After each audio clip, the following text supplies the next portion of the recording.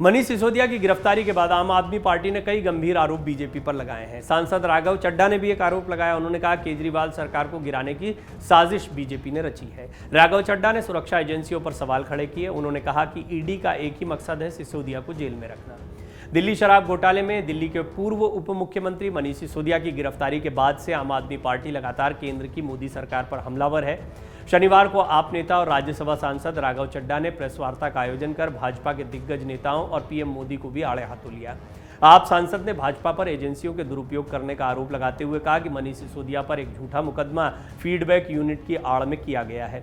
भाजपा आरोप लगा रही है कि सिसोदिया ने पीएम और भाजपा के अन्य नेताओं की जासूसी कराई है। मैं पूछना चाहता हूं कि आधे राज्य का आधा उप मुख्यमंत्री देश के सबसे ताकतवर पीएम और सबसे प्रभावशाली पार्टी के नेताओं की पिछले 8 सालों से जासूसी करा रहा था, लेकिन भारत सरकार की किसी भी एजेंसी के पास इस बारे में कोई जानकारी नहीं थी। और अगर ऐसा हो रहा था तो सबसे पहला सवाल भारत की जांच एजेंसियों पर खड़ा होता है। मैं भाजपा नेताओं से कहना चाहता हूं कि अगर किसी ने आपकी जासूसी की है तो सबसे पहले एनआईए, आईबी और रॉ के बड़े बड़े अधिकारियों को हटाइए, क्योंकि 8 साल से कोई व्यक्ति आपकी जासूसी कर रहा है और वो पता ही नहीं लग पा रही है।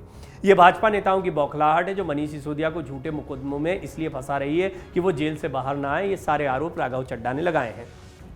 राघव चड्ढा ने यह भी कहा कि अभी हमने देखा कि गुजरात से भाजपा का साधारण कार्यकर्ता किरण पटेल कश्मीर में सरकारी पैसे का इस्तेमाल कर मौज कर रहा था। जम्मू कश्मीर की पुलिस और सुरक्षा को भेदने वाली जांच करने के बजाय मनीष सिसोदिया पर कार्रवाई की जा रही है। इसके अलावा उन्होंने ये भी आरोप लगाया कि दिल्ली विधानसभा में भाजपा द्वारा नो कॉन्फिडेंस मोशन लाकर केजरीवाल सरकार गिराना की कोशिश हो रही है। भाजपा अब आप विधायकों को भाजपा में शामिल होने का लालच और धमकी दे रही है। अविश्वास प्रस्ताव के सपोर्ट के लिए भाजपा ने आम आदमी पार्टी के कई विधायकों से संपर्क किया है। सीबीआई ने दिल्ली सरकार की फीडबैक यूनिट में कथित अनियमितताओं को लेकर पूर्व उप मुख्यमंत्री मनीष सिसोदिया और अन्य के खिलाफ भ्रष्टाचार का नया मामला भी दर्ज किया है। सिसोदिया पर आरोप है कि आप सरकार ने 2015 में एक फीडबैक यूनिट बनाई थी। इससे कई लोगों की जासूसी करवाई गई। आरोप मुख्यतः विपक्ष पर जासूसी करने का है। यह भी आरोप है कि इस यूनिट में भर्ती के लिए केंद्र सरकार से अनुमति भी नहीं ली गई थी। कहा जा रहा है कि सीबीआई ने इस मामले में एफआईआर दर्ज की है। उसमें सिसोदिया को आरोपी नंबर 1 बनाया गया है। इस मामले में सीबीआई ने 14 मार्च को केस दर्ज किया था। आम आदमी पार्टी ने भाजपा पर बदले की राजनीति करने का आरोप लगाते हुए बदलाव की राजनीति करने की नसीहत दी है।